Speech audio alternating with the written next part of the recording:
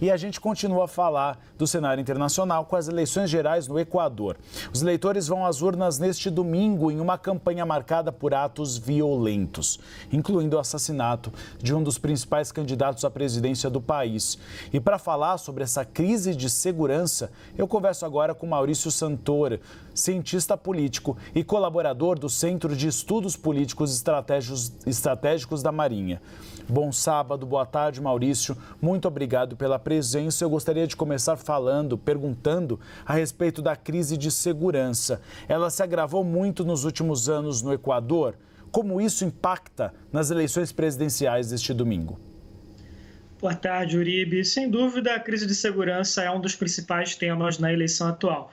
Até recentemente, o Equador era um país muito pacífico, com baixa criminalidade. Mas isso mudou nos últimos 5 anos e, desde então, a taxa de homicídios do país se multiplicou por 4. O ano passado foi o ano mais violento da história moderna do Equador, em termos do número de homicídios.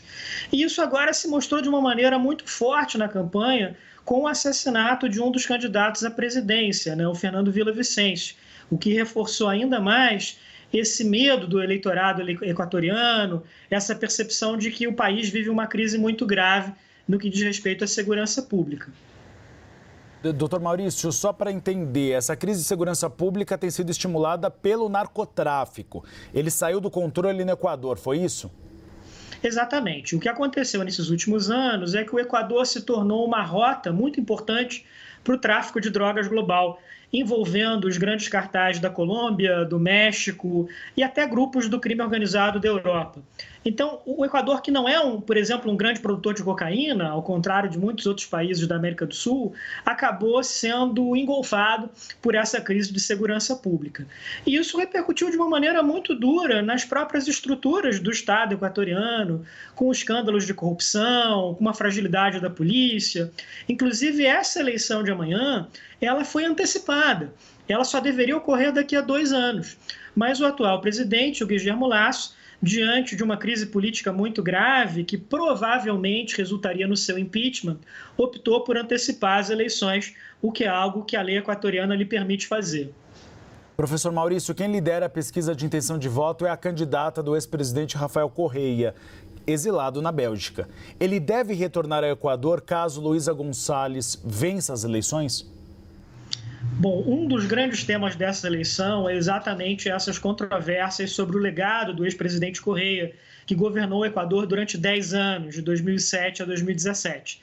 Ele foi condenado por corrupção pela justiça equatoriana, mas ele fugiu do país para não ser preso. Ele vive agora no exílio na Bélgica.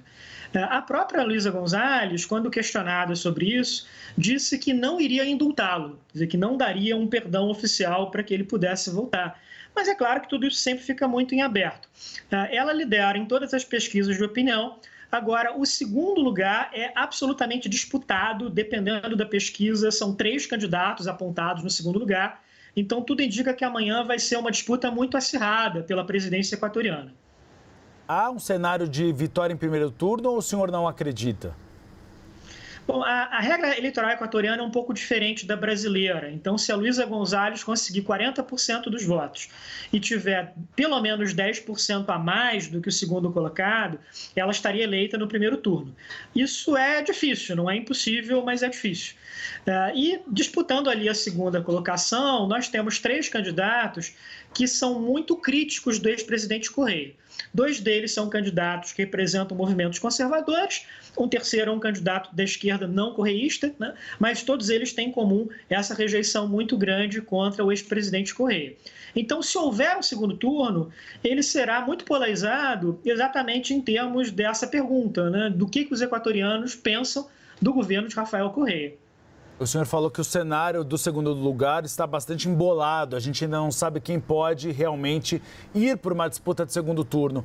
Mas o senhor considera que nesse cenário é mais provável que um conservador vá para o segundo turno do que alguém de esquerda, como o senhor explicou agora?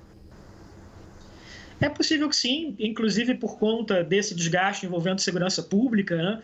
Por exemplo, um desses candidatos é um político chamado Jan Topic, que dentre os presidenciáveis equatorianos é aquele que deu mais destaque ao tema da segurança pública.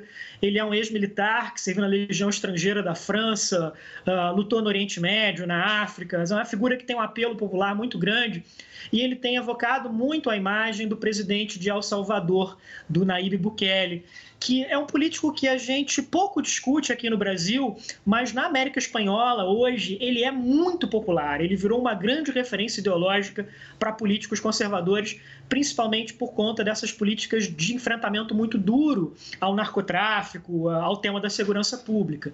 Então, é um tema com um forte apelo popular no Equador e eu olharia com atenção para aquilo que pode acontecer amanhã com a votação do Topic. Acho que ele é um forte candidato para chegar em segundo lugar, com essa ressalva de que as pesquisas estão muito confusas, dependendo do instituto de pesquisa, cada um deles aponta uma pessoa diferente para o segundo lugar.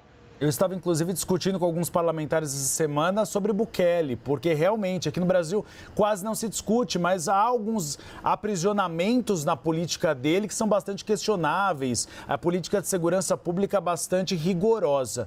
Nós conversamos com Maurício Santoro, cientista político. Muito obrigado pelos esclarecimentos neste sábado, doutor. Eu que agradeço, Uribe. Uma boa tarde. Boa tarde.